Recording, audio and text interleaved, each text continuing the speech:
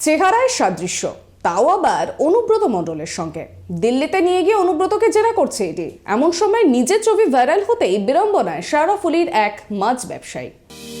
শেওড়াফুলির মাছ বাজারে গত ৩০ বছর ধরে মাছ বিক্রি করেন সুকুমার হালদার। শেওড়াফুলির নিমাই তীর্থ ঘাট এলাকায় একটি ভাড়া বাড়িতে থাকেন তিনি।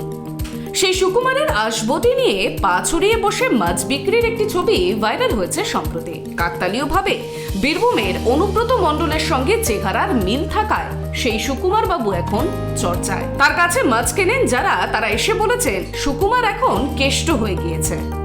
রাজনীতির আঙ্গিনায় আসার আগে অনুব্রত মণ্ডলও এক সময় মাছ বিক্রি করতেন। আর শেওড়াফুলির মাছ ব্যবসায়ী সুকুমারের চেহারার সঙ্গে মিল রয়েছে অনুব্রতরও। আর মাছ বিক্রি দুয়ে দুয়ে 4 হতে সময় লাগেনি বেশি। অনেকেই বলছেন কেষ্টর ছোটবেলা। ছবি ভাইরাল হতেই ঘরে বাইরে বিড়ম্বনায় পড়েছেন সুকুমার বাবু। সুকুমারের পাশে বসেই মাছ বেচেন। সুকুমারকে যে অনুব্রতর মতো দেখতে তা আগে কোনোদিনও খেয়াল করেননি বলেও জানিয়েছেন তারা। জঘন্যতম ভুল করেছে যে করেছে। আমার এরকম 8-10টা 12টা কাস্টমার আছে, এসে আমাকে বলে তোমাকে অনুব্রতের মতো দেখতে সুকুমারদা, একদম যেন পুরো অনুব্রত। ঠিক আছে, তা আমি তখন বললাম যে হ্যাঁ হতে পারে, হাসি এসে উঠিয়ে দিই। তা বলে এই নয়, সে ব্যাক সাইড থেকে আমাকে ওরমভাবে তুলে নিয়ে গিয়ে এটা ভাইরাল করে। কি আনন্দ পেলো, আমি তো আমার তো কিছু করছি না, আমার কোনো মাথায় ঢুকছে না যে কি আনন্দ পেলে। জঘন্যতম অপরাধ। কারুর ছবিকে গোপন থেকে তোলা বিরাট অপরাধ। না, ওকে তো অনুব্রত মতন দেখতে পায়। ও আমাদের বাজারে মাছ বিক্রি করে, খোঁড়া মানুষ, ওর সঙ্গে ওর কোনো সম্পর্ক নেই, কোনো যোগাযোগও নেই। ওকে আমরা এখান থেকে ছোটোবেলা থেকেও আমি দেখছি, বা ও এরকমভাবেই মাছ বিক্রি করে, এটাই আমরা জানি। ওর সঙ্গে কোনো যোগাযোগও নেই, আর কোনো মিলও নেই, আর কোনো কানেকশানও নেই। ও নিরীহ লোক, প্রচুর পরিশ্রম করে, ও নিরীহ লোক, ও পরিশ্রম করে করে।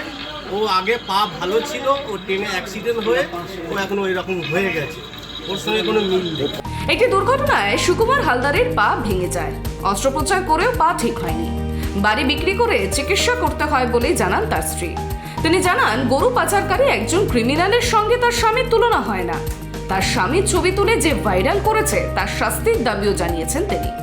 এদিকে শেওড়াফুলি বাজারে আরও এক ব্যবসায়ী জানান, তার মোবাইলেও ছবিটি পাঠানো হয়েছে। এটা মজার ছলে করা হচ্ছে। শেওড়াফুলিতে আবার অনুব্রত আসবে কোথা থেকে? অনুব্রত বললেন কি অবস্থা, আমি এগুলো শুনে কষ্ট পাচ্ছি, আর কিছু নয়।